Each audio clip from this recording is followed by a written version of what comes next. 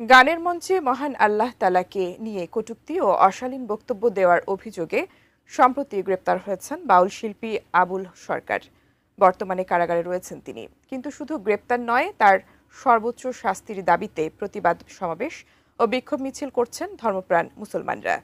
এমন পরিস্থিতির মধ্যে এবার সামনে এসেছে পবিত্র কোরআনের সূরা নিসা নিয়ে করা তার বিকৃত অনুবাদের আরও একটি ভিডিও, যেখানে নাচকে নাচের সাথে তুলনা করেছেন তিনি।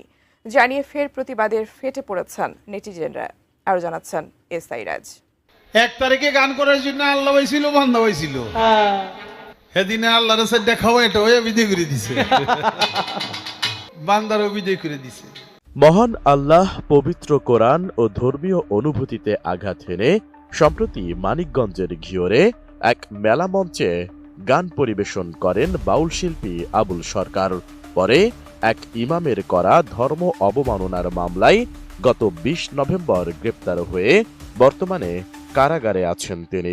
গ্রেপ্তারকৃত বাউল আবুল সরকারের দৃষ্টান্তমূলক শাস্তির দাবি জানিয়েছে সচেতন ধর্মপ্রাণ মুসলিম সমাজ।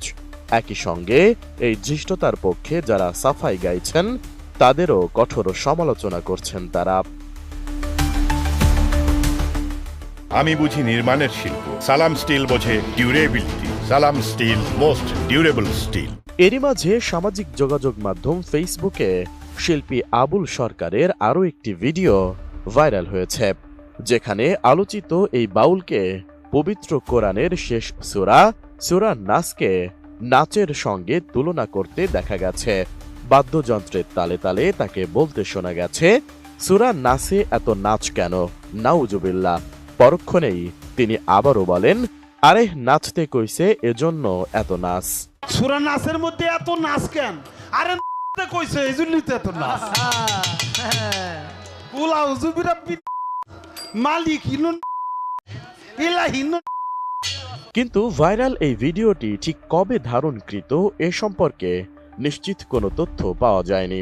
ওই ভিডিওতে দেখা যায় আবুল সরকার পুরো সূরা নাস তেলাওয়াত করেন। ওই ভিডিওতে দেখা যায় মাইক্রোফোন হাতে বাদ্যযন্ত্রের সাথে আবুল সরকার পুরো সূরা নাস তেলাওয়াত করেন এবং সেখানে উল্লেখ থাকা নাস শব্দটির ভিন্ন অর্থ করেন। নাসের মূল অর্থ মানুষ হলেও তিনি এর বিকৃতি ঘটিয়ে নাচ তথা ড্যান্স উল্লেখ করেছেন। তথ্যমতে সূরাটিতে মোট 5টি জায়গায় নাচ বা মানুষ কথাটি উল্লেখ রয়েছে।